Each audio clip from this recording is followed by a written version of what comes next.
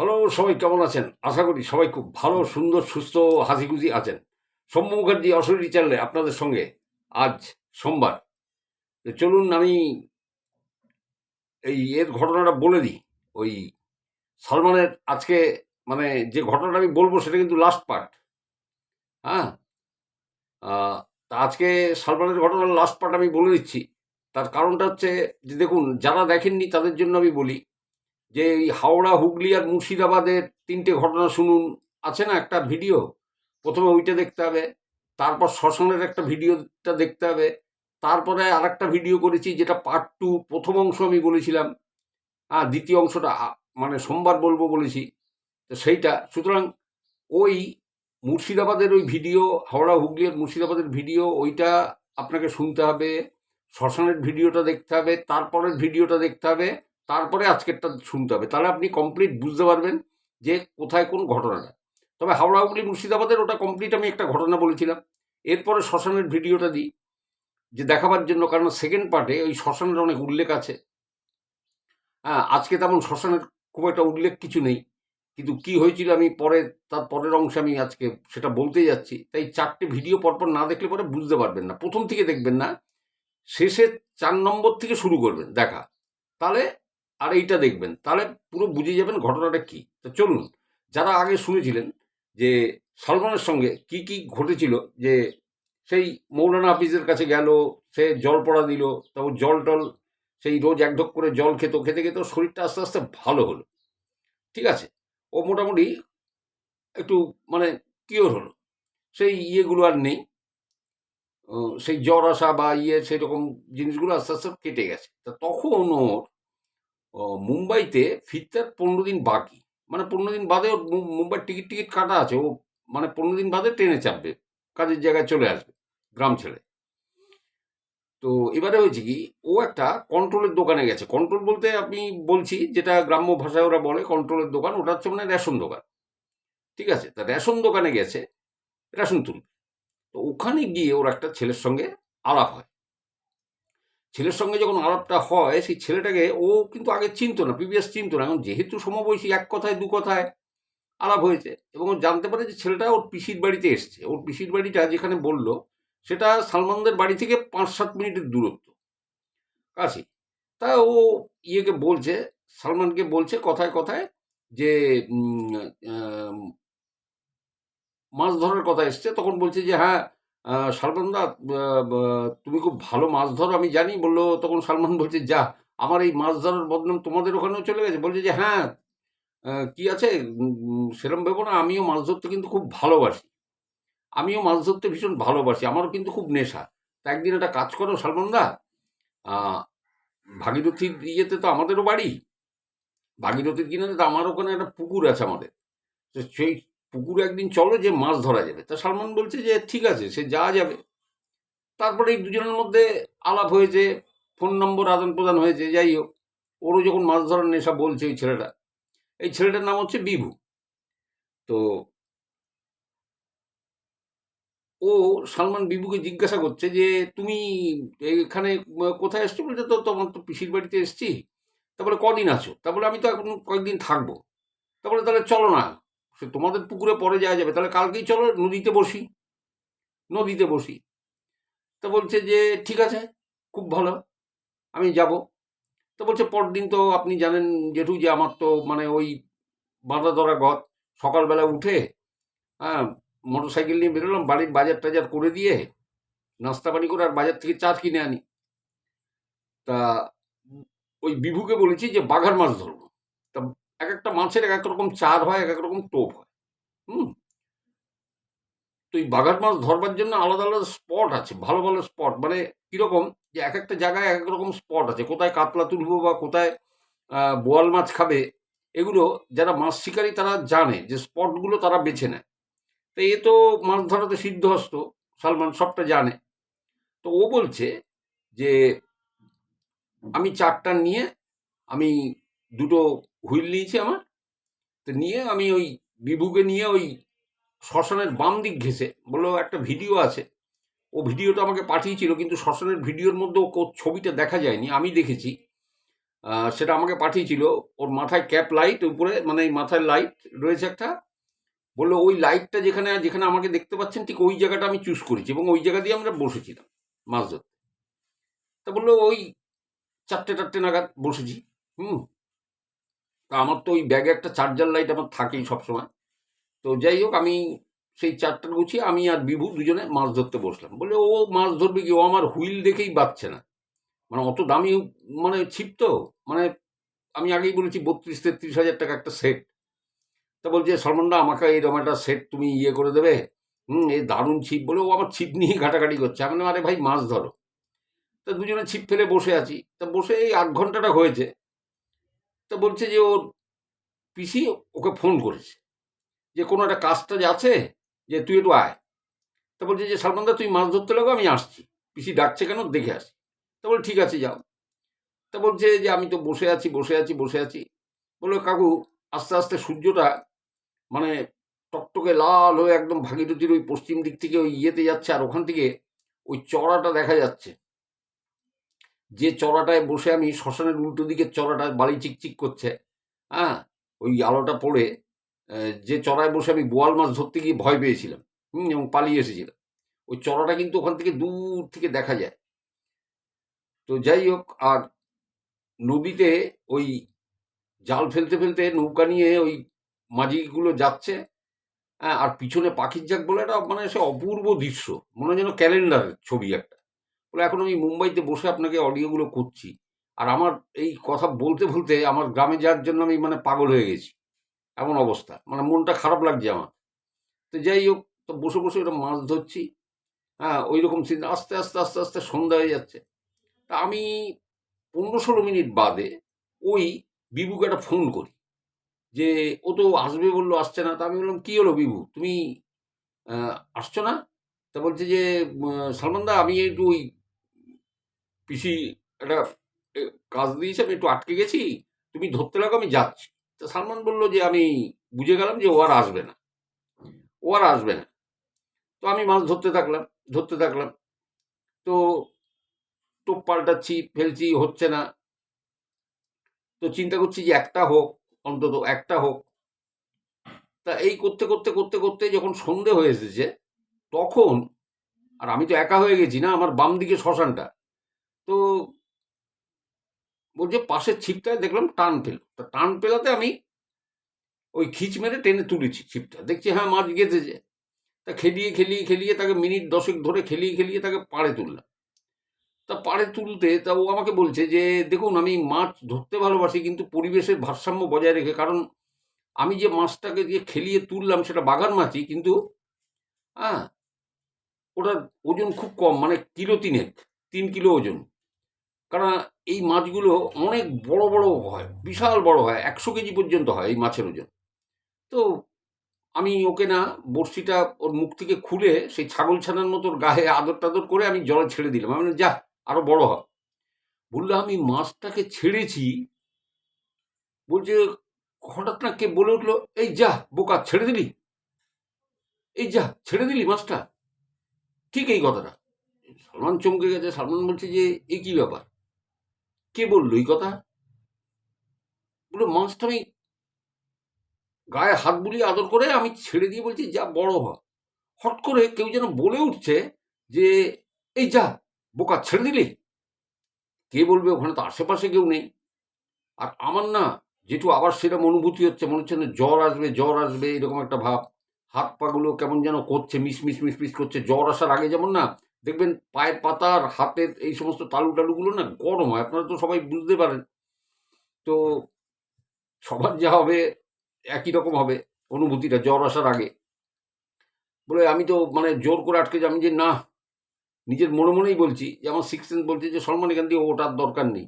তা বললো যেটু আমি উঠে গেছি জানেন তো, হ্যাঁ, ছিপ দিয়ে করে আমি ছিপ টিপ তুলে ফেলেছি। তুলে ফেলে আমি ওই চার্জার লাইটটাকে জ্বেলেছি, কারণ তখন সন্ধে পার হয়ে গেছে। তো আমি ওগুলোকে তুলে, কিন্তু আমার সেই রকম অনুভূতি হচ্ছে, মনে হচ্ছে যেন জ্বর আসছে এরকম একটা অনুভূতি আমার কিন্তু হচ্ছে। তো আমি যাই হোক, আমি বাড়িতে চলে আসলাম। বাড়িতে চলে এসে ছিপ টিপগুলোকে রেখে আমাদের ওই পাড়ার গ্রামে ওই চায়ের দোকানে যেয়ে আমি বসলাম। তো বসে ওখানে আছি আর সেই অনুভূতি হচ্ছে যেন জ্বর আসছে আর কিছুতেই আমি সেই জ্বর আসতে দেবো না। মানে জোর করে আটকে রাখার মতো, যে না যেমন করে হোক আমাকে সতেজ থাকতে হবে। বললো এর মধ্যে আমার সেই চাস্তো ভাই, যাকে নিয়ে সেই শ্মশানে মাছ ধরতে গেছিলাম, সেই ডেড বডিটা এলো, ঠিক এর আগের পার্টে বলেছি আমি, দেখুন ওই কোচির সাথে দেখা, বলে আমার দূর সম্পর্কের চাচাতো ভাই। তা ও এসে বসলো, তখন আমি কোচিকে বলছি, কোচি জানিস আজকে মাছ ধরতে গেছিলাম অমুক ছেলের সাথে, সব খুলে বলেছি যে এই ব্যাপার। তো সেখানে আমি যখন মাছটা ছেড়ে দিলাম, কে যেন ফট করে বলে উঠলো, এই যা বোকা, ছেড়ে দিলি? ঠিক আছে, তা তখন কোচি বলছে যে দাদা ওখানে না মাছ ধরতে যেও না, ওটা জায়গা ভালো না, ওই জায়গাটা ভালো না।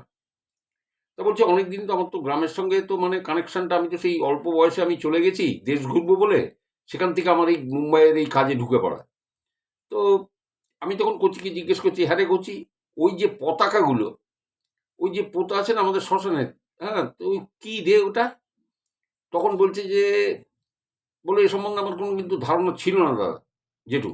তা বলছে যে আরে দাদা ওগুলো হচ্ছে, আমি শুনেছি যা, ওটা হচ্ছে হিন্দুদের মধ্যে যারা একটু মানে আহ, উচ্চ বর্ণের, মানে ব্রাহ্মণ বা পণ্ডিত এই জাতীয় কিছু কিছু মানুষকে নাকি দাহ করতো না অনেকে, তারা শ্মশানে এনে কোমর সমান মাটি খুঁড়ে পদ্মাসনের মতো করে, যেমন পদ্মাসনে আমরা বসি এরমভাবে তাদের বসিয়ে দিত, বসিয়ে গলায় মালা টালা দিয়ে চারপাশে নুন, প্রচুর পরিমাণে নুন ঢেলে ওইটাকে বন্ধ করে মাটি চাপা দিয়ে ওর উপরে একটা পতাকা লাগিয়ে দিত, যে এখানে কারুর সমাধি আছে।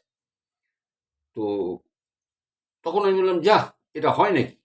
তা বলছে হ্যাঁ, তুমি কাউকে জিজ্ঞাসা করো। তা বলে আমি না আমাদের গ্রামের অনেক মানে বুজরুক যারা বয়স্ক ব্যক্তি তাদের জিজ্ঞাসা করেছি, তারা কিন্তু অনেকেই বলেছেন যে হ্যাঁ এটা ঠিকই বলেছে।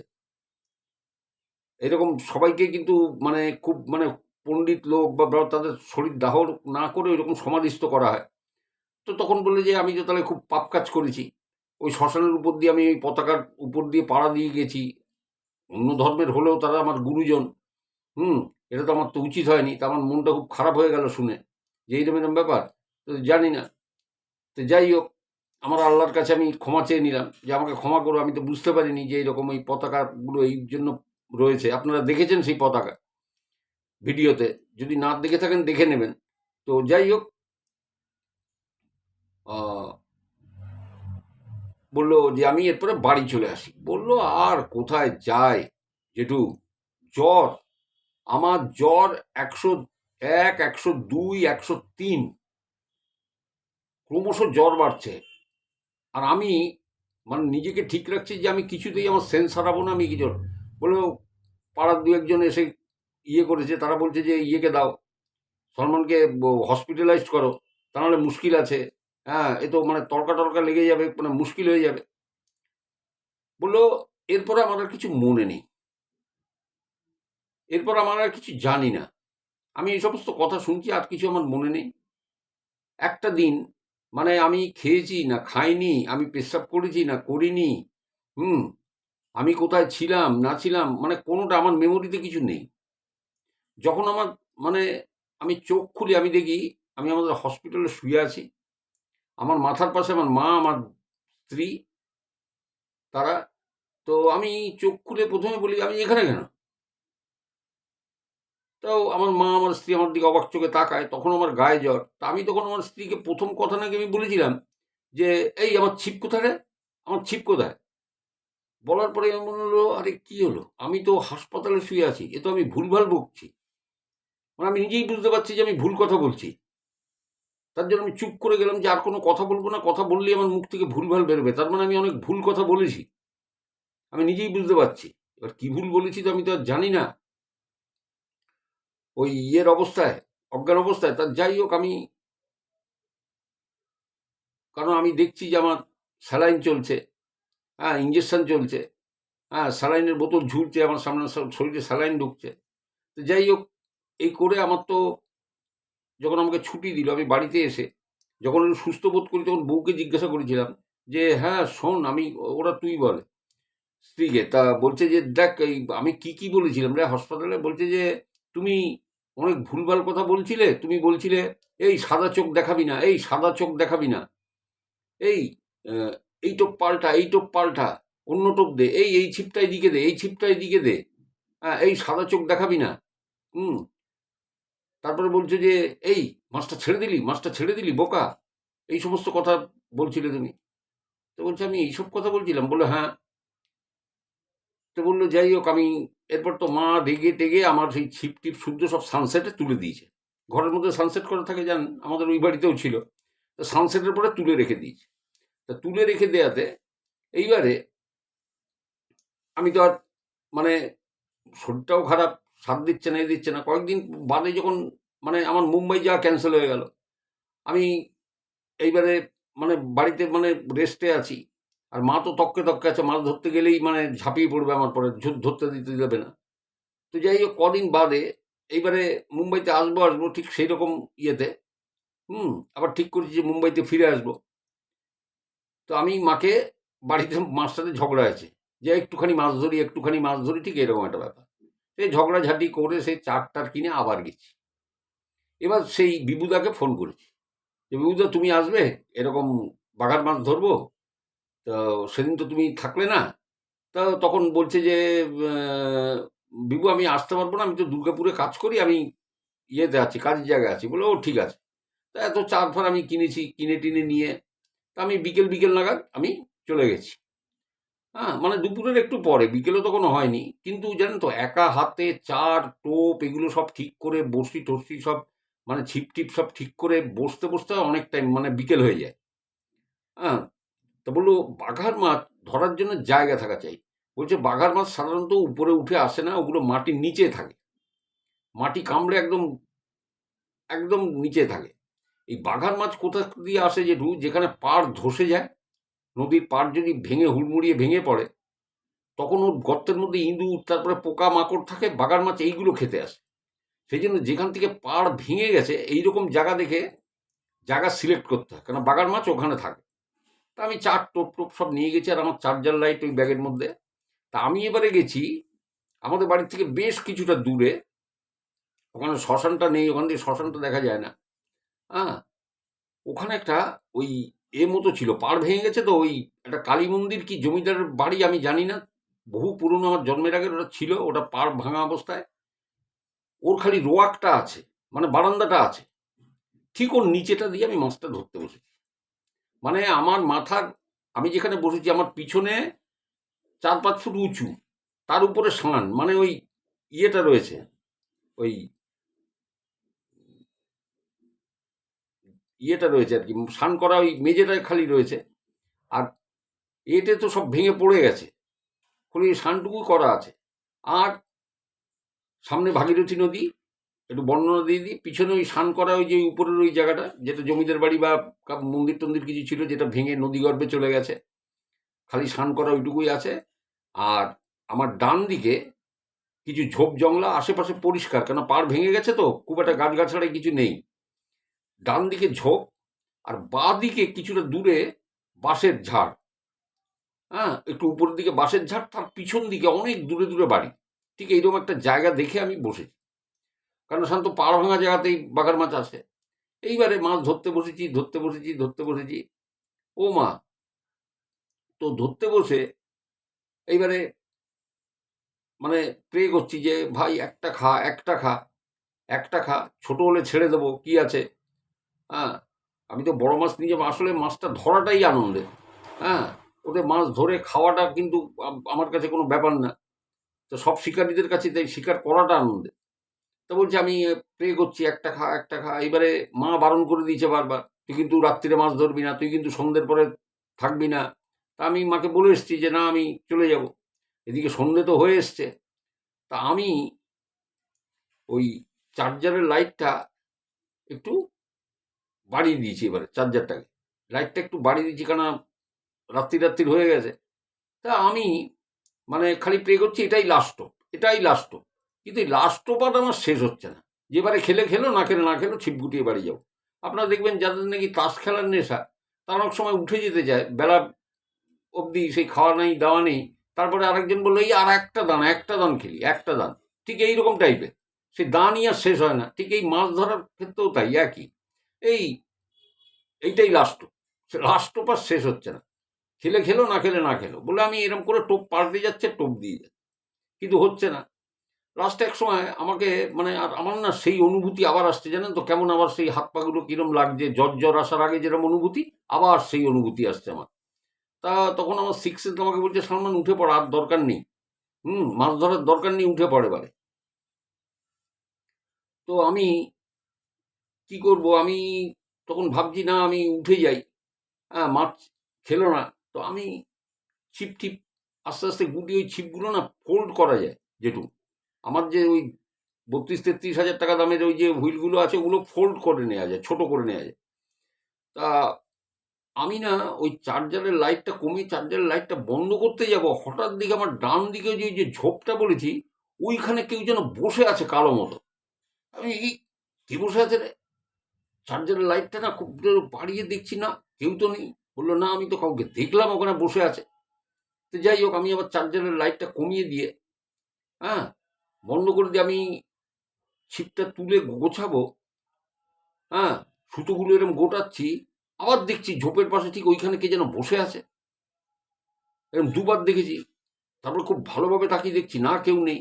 প্রথমে ভেবেছিলাম শিয়াল টিয়াল কিনা, তারপরে দেখছি যে না, ওখানে তো কেউ নেই, কিন্তু দুবার আমি এটা দেখেছি। তো যাই হোক, আমি এবার না আমার এই জ্বর জ্বর মতো আবার লাগছে, জানেন তো, যে মনে হচ্ছে না জ্বর আসবে জ্বর আসবে। এমনি কিছুদিন আগে এরকম ধকল গেছে। তারপরে আমি ছিপ টিপ গুটিয়ে নিয়ে আমি ওই চার্জারের লাইট বন্ধ করে আমি পাড়ের দিকে আস্তে আস্তে আস্তে উঠে সমতল জায়গার দিকে যাচ্ছি। আপনাকে কি বলবো জেঠু, আমি ওই সমতল জায়গাতে, ওই যে আমার পিছনে 4 ফুট মতো উঁচু ওই যে বলছে ভাঙা মন্দির বা কোনো জমিদার বাড়ি ছিল যেটা ভেঙে নদীগর্ভে চলে গেছে, খালি শানটা রয়েছে মেঝেটা, বললো আমি ওই সমতল জায়গায় এসে না হঠাৎ দেখি ওই শানের উপরে ওই লোকটা দাঁড়ানো। কোন লোকটা? ওই যে গায়ে মানে কোনো মাংস চর্বি বলে কিছু নেই, সেই খালি চামড়া লাগানো হাড়ের পরে। সেই লোকটা বড় কান আর ওই রকম সাদা চোখ, আর নাকটা এরকম লম্বা, ওই লোকটা দাঁড়িয়ে আছে। ব্যাস, আমার আর কিছু মনে নেই। তখন আমি সমতল জায়গায়, আমি যদি তার আগে যদি অজ্ঞান হতাম বা আমি যদি পড়ে যেতাম, ওই যে ঝোপের পাশে কে যেন বসে আছে দেখে, তাহলে কিন্তু আমি গড়িয়ে নদীতে চলে যেতাম। কিন্তু এটা সমতল জায়গা, কিন্তু আমার আর কিচ্ছু মনে নেই এই লোকটাকে দেখার পর, যে আবার ওই লোকটাকে দেখেছি আমি। তো আমার আর কোনো জ্ঞান নেই। এবার আমাকে পেলো কি করে আপনাকে বলি। বললো ওইটা সমতল জায়গা, ওইখানে ধারে কাছে না বাথরুম পায়খানা মানে লোকের বাড়িতে ইয়ের মতো করার নেই, ওখানে একটা জায়গায় ময়লা টয়লা ফেলার মতো একটা জায়গা ছিল। ওখানে বোধহয় কোনো ভদ্রমহিলা বাথরুম করতে এসেছিলেন, ঠিক আছে। এবার তিনি আমাকে এরকম পড়ে থাকতে দেখে না, মানে ভয় পেয়ে, মানে ভূত টুত ভেবে চিৎকার করে বাড়ি চলে গেছেন। তারপরে আবার কিছুক্ষণ বাদে লোকজনকে নিয়ে এসে দেখছেন যে না, এবার আমাকে দেখে তো চিনতে পেরেছে, চিনতে পেরে এবার লোকজন ডেকে আমাকে বাড়িতে নিয়ে গেছে। হ্যাঁ, বাড়িতে আমাকে পৌঁছে দিল।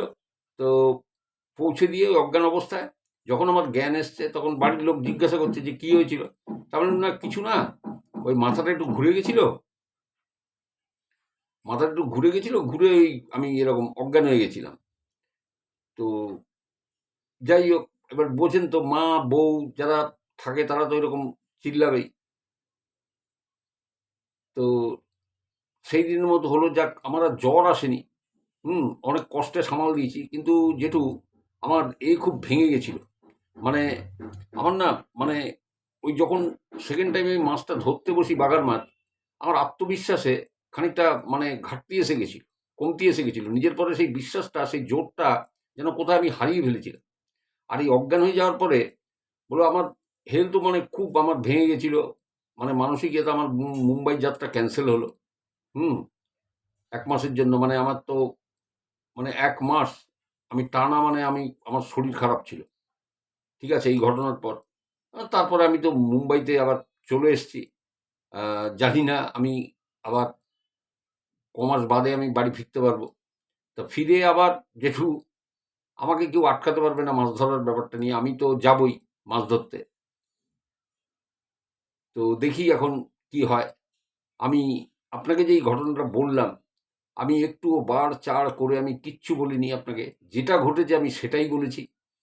আমার এরকম মাছ ধরার অভিজ্ঞতা প্রচুর। আমি মানে অনেক জায়গায় গেছি, এমন জায়গায় গেছি যেখানে মাছ ধরতে গেলে সাধারণ লোক ভয় পেয়ে যাবে।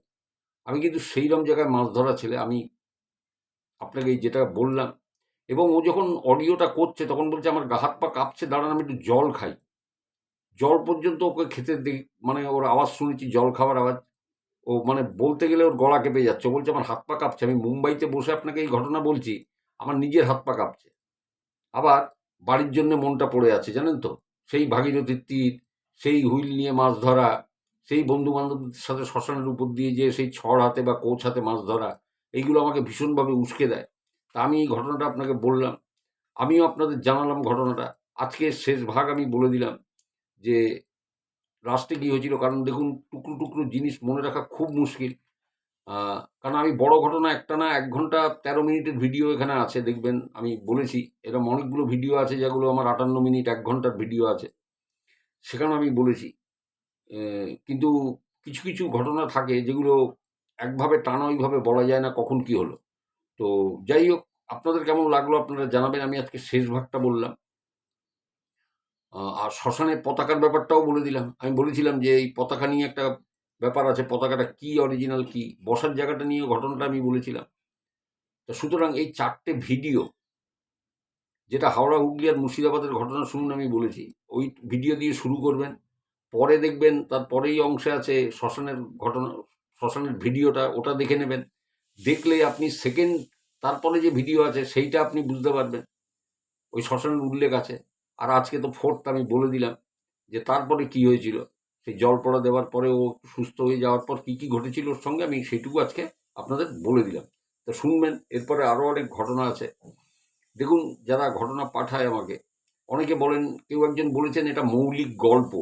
আমি দেখুন, মৌলিক বা যৌগিক আমি জানি না, ঠিক আছে। কোনটা মৌলিক কোনটা যৌগিক আমার অত ধ্যান ধারণা খুব কম।